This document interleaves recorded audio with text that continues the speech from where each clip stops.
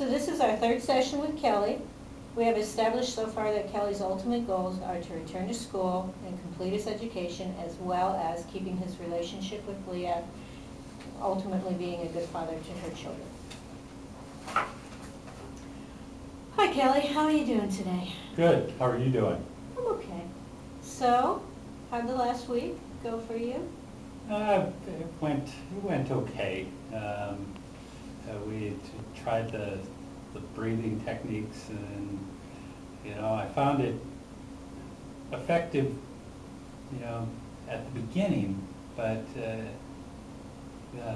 I noticed over the week that it wasn't as effective before as it had been, and I was just using it on small little things that it kind of stressed me out.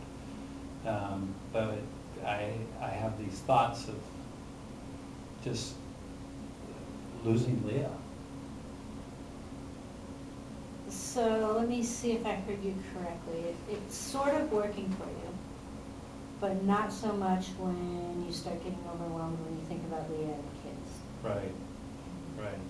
And the fear there being? Just losing that relationship and losing them. So why do you think you're going to lose them? What do you think's happening? Well, I don't know. I feel like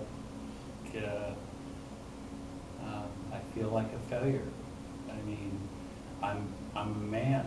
I'm a Mexican man, and I should be able to handle this. At least that's the way I was raised.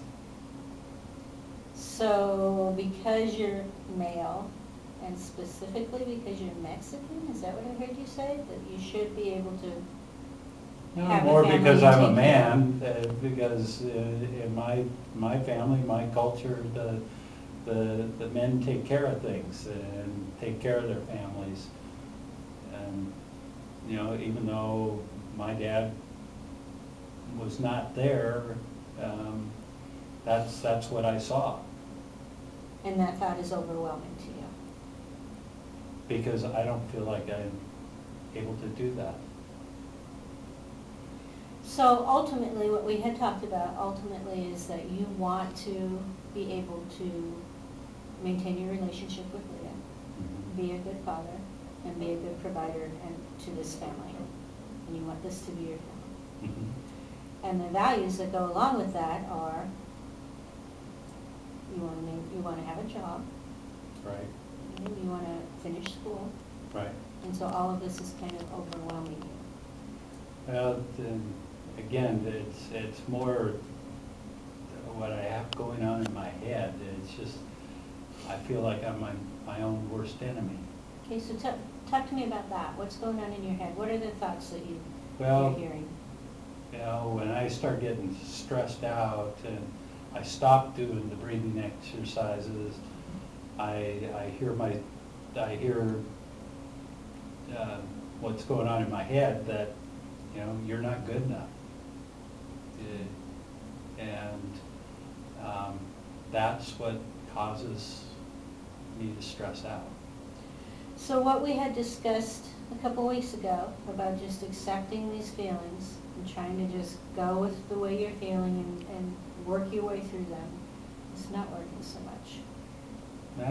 Not totally, no, because I get pretty overwhelmed when I start thinking about this stuff. And the thoughts are that you're not good enough. Right. Okay, so speak your thoughts. Exactly what you're hearing in your head. Tell me what you're hearing. You're not good enough. You can't do this. They don't. You don't deserve that. So what if we rephrase those thoughts?